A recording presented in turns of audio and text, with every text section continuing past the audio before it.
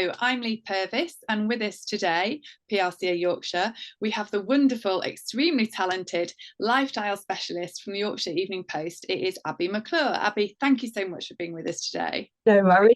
That was a lovely introduction. Thank you. Oh, I try. So the reason that today's come about is actually many of our members here in Yorkshire, and I'm sure across the PRCA as a whole, have expressed a lot of concern, particularly over the last 2 to 3 months, that actually they've really experienced a decline when it comes to landing consumer coverage, regionally as well as nationally. Why do you think that might be? Yeah, so I think it's interesting to hear that. I think from my side, obviously my job role is lifestyle specialist, so I do a lot of consumer stuff. So there's definitely still stories that work. It's definitely still something we cover on a local level anyway. I know obviously digital has been important for a long time, but I think it is increasingly more important. It's so important to have good pictures, good video in anything you're pitching. And I think video is something that's getting really, really important now too. It might be that we won't cover something in the usual way with an article, but we'll send our photographer or videographer out and do a video package instead. It's looking at those different ways to work online. But I think another thing, readers and kind of social media algorithms as well are getting quite, I think, savvy to some of the traditional tricks of the trades or the really obvious PR stunts that people might have done before. So an example of that is when a new restaurant opens in Leeds, we'll always cover that. That's something our readers are always interested in, especially if it's in their area. It builds a lot of interest on its own. If a restaurant's kind of giving away 600 free burgers on their opening day, I'm actually finding that if I put that in the headline, the story will underperform. And I think it's because our readers are kind of know now that that's a trick. Not it's a trick, but it's something there to get publicity. What they're interested in is the people behind the restaurant. They want to see the owner. They want to see a picture of them. They want to hear their story. So I think it's those authentic stories that kind of really shine through. So I hope that helps to answer it a little bit. But I think it's just changing what people want out of a story. What would you say has been the worst consumer pitch that you've had from a PR? I think for us, I mean, this won't be the same for the nationals, but we only cover Leeds, so we cover Wakefield too. But if someone pitches me a York story, I can understand that, but it's not something we cover.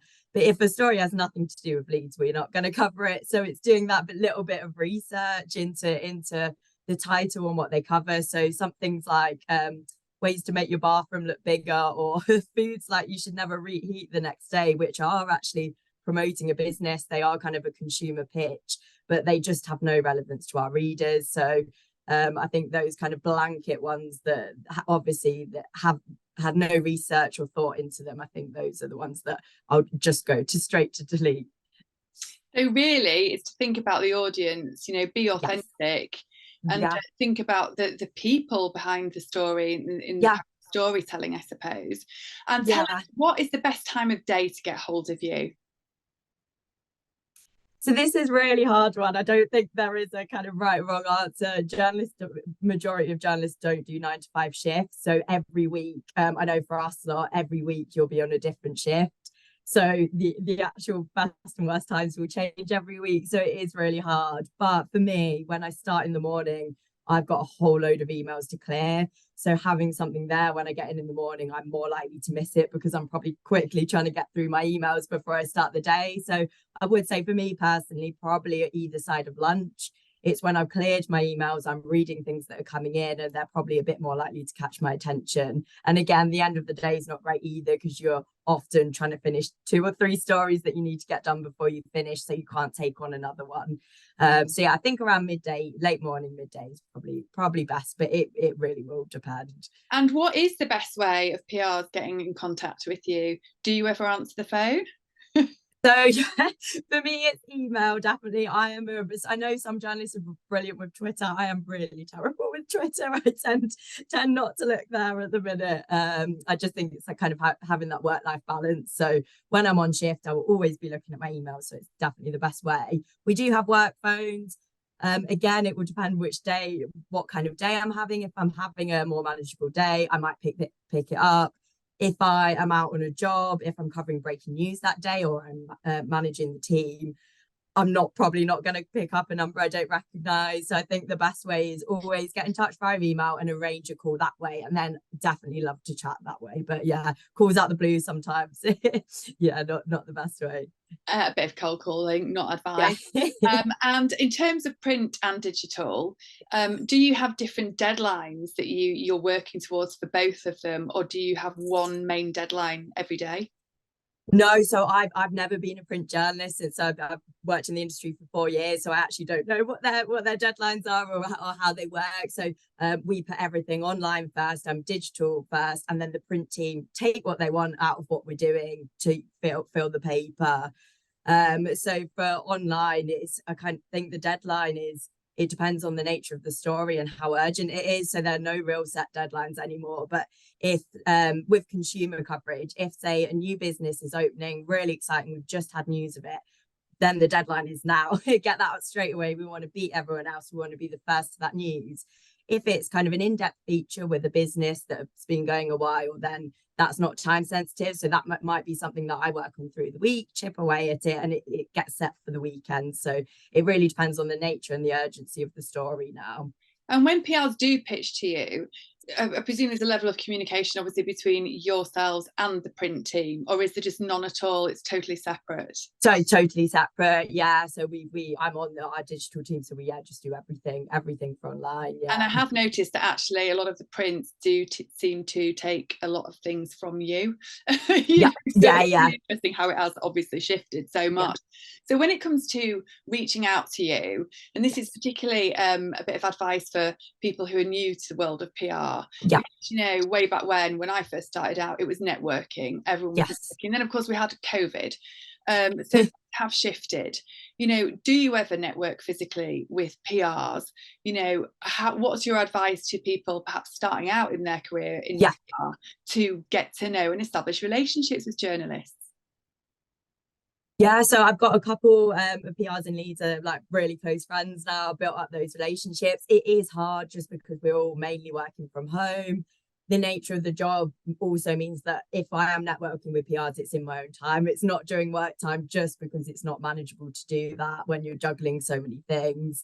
I think my advice would be events are great because it's somewhere we can go and get content. So say a new restaurant's opening, for example, if you put on an event, I can come and meet the chef or meet the owner and get content that I want. And that's a really natural way of meeting you, because you put on that event, we're getting something out of it, and then we're making that connection. So I think events are great and really a really good way of meeting journalists without kind of having to have to find the time to kind of see you outside. So they're getting something from that too that will work well.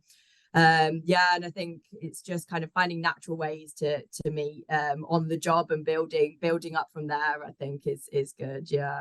So, I mean, back in the day, you used to message journalists, say, let's have a coffee or lunch. But obviously now time is everyone's main commodity. So how would you feel? Would you be filled with fear at the thought of going to a networking event, not really for you, but for PRs? A gorgeous room in a glossy bar somewhere full of PRs, not necessarily pitching stories, but just wanting to talk to you about what do you think that's something that could work? Yeah, I mean, for me, I love that. I'd love that. I think it again depends on kind of how much time you have, the different stages of your career or your life. So I don't have a family, so my evenings are free. Like, I love going out. So for me, I'd enjoy that. But other journalists at different stages of their lives or career, like you say, it's that time, having that time, because you can't really do that when you've got so much in the day. You are doing it in your spare time. So I think it's making it worth coming along to. And I think also one thing that a lot of PRs actually forget is that journalists, as you know, when I work on a news desk as well, we are real people. And I think there's a bit of a fear factor around picking up the phone and having a conversation these days.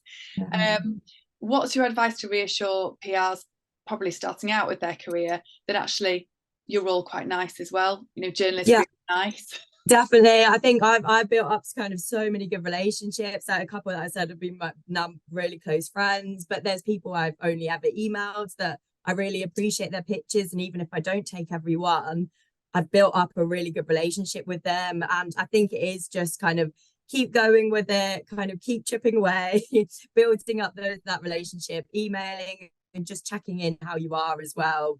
And yeah, we are nice people, I promise. You'll be besieged after this.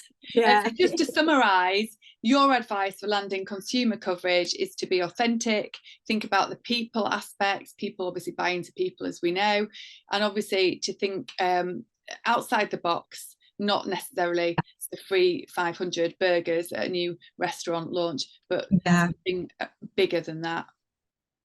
Yeah, I think my biggest take home is the people, having faces and pictures, having quotes in your press releases, having a case study that might be able to talk, just having that available. I think it's those stories that our readers in particular kind of love, and that's what sells it.